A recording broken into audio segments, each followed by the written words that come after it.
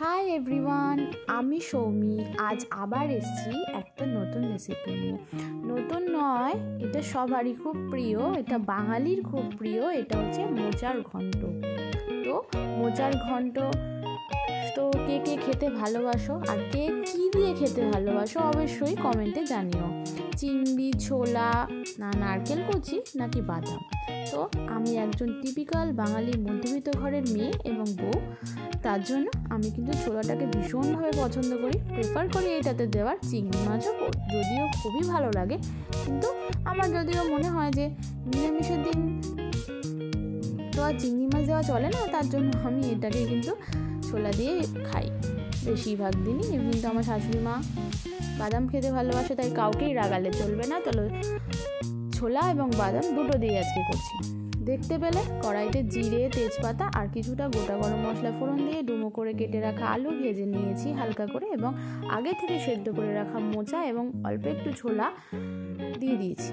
এবার বেসিক মশলা, নুন, হলুদ, একটু জিরে আর লঙ্কা। জিরের পরিমাণটা একটু কম দিয়েছি, একটু গন্ধটা ভালো থাকার জন্য জিরেটা অ্যাড করা, নাহলে নুন হলুদ দিয়েও কিন্তু করা যায়, কিন্তু জিরেটা দিলে বেশি ভালো হয়। আর কিছুটা কাঁচা লঙ্কা চিড়ে আমি দিয়ে দিয়েছি। মশলাটা একটু ভাজা ভাজা হয়ে আসছে, যখন কড়াইয়ের গায়ে লাগতে শুরু করেছে, ঠিক সেই সময় অল্প অল্প পরিমাণ একটু একটু করে জল অ্যাড করে করে আমি এটাকে কষিয়ে নিচ্ছি। এবং বেশ কিছুটা জল আমি পরে অ্যাড করব। একটু কষানোটা হয়ে গেছে, বেশ কিছুটা জল আমি অ্যাড করে এবার আলুগুলো যা সিদ্ধ হবে আর একটু মাখো মাখো ব্যাপারটা আসবে, তার জন্য নাও জল দিয়ে এবার একটু সিদ্ধ হতে দিয়েছি। তারপরে এই যে নাড়াচাড়া করছি, জল প্রায় শুকিয়ে গেছে এবং বেশ একটু মানে মোচাটা একটু মরে এসছে দেখো। এবং ক্র্যাশ করে দিয়েছি চিনেবাদাম, সেটাই দিয়ে দিলাম। 5 টাকাতে কিনতে পাওয়া যায় চিনেবাদাম, যেটা মুখ চালালেই শেষ হয়ে যায়, সেরকম একটা প্যাকেট এনে ভেঙে দিয়ে দিলেই হলো। তারপরে একটু চিনি অ্যাড করে দিয়েছি, এবং চিনি অ্যাড করার পরে একটু আবার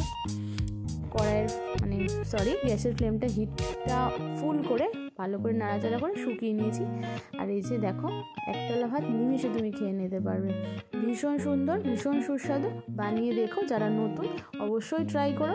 আশা করি এতে তোমাদের কোনো অসুবিধা হবে না, সুবিধাই হবে, বরঞ্চ এই ভিডিও দেখার পরে আরও তোমাদের হাতে মুঠোয় চলে আসবে। তো কেমন লাগলো জানিও, ভালো থেকো, টাটা।